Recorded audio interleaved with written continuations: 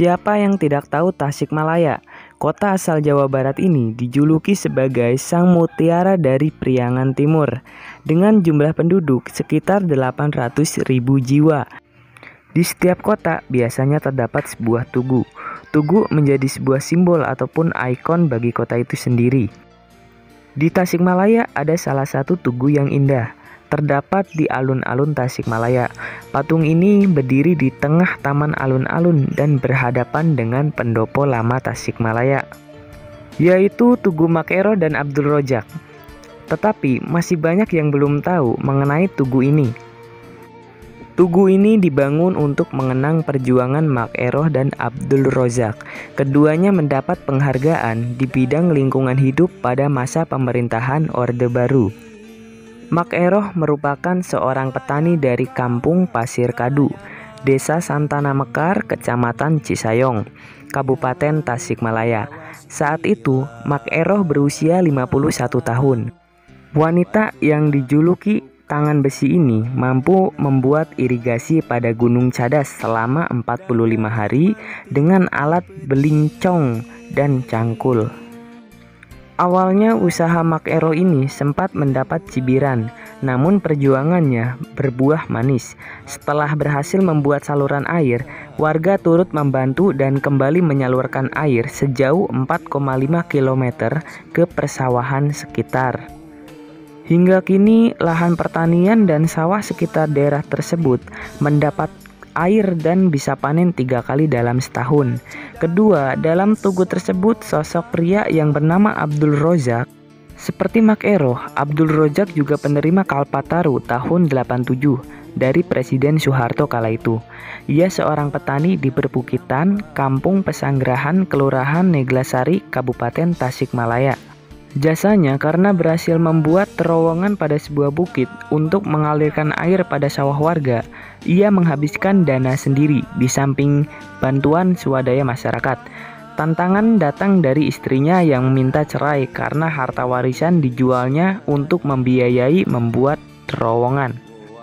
Karena tekadnya yang kuat dan dibantu 15 orang warga, terowongan berhasil dibangun dan mengalirkan air.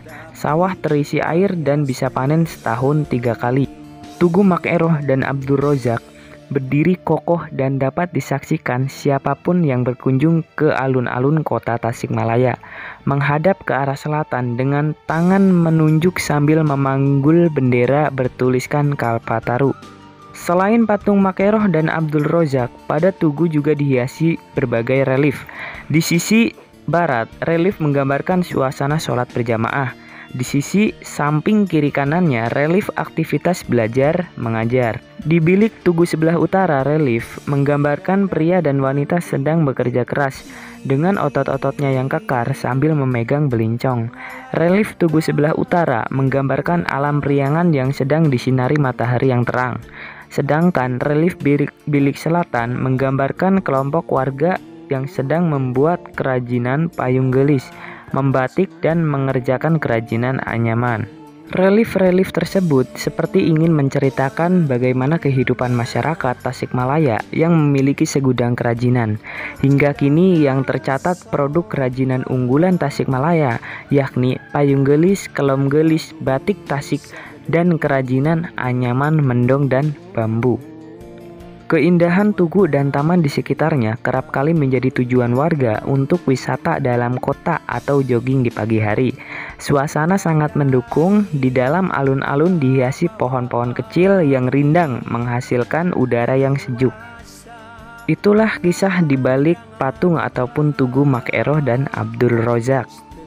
Untuk hiburan anak-anak, di alun-alun juga terdapat penyedia otopet yang dapat disewa kapan saja. Sementara kuliner, terdapat penjual kaki lima dalam mobil seperti nasi kucing, kue-kue, bubur ayam, dan makanan ringan lainnya.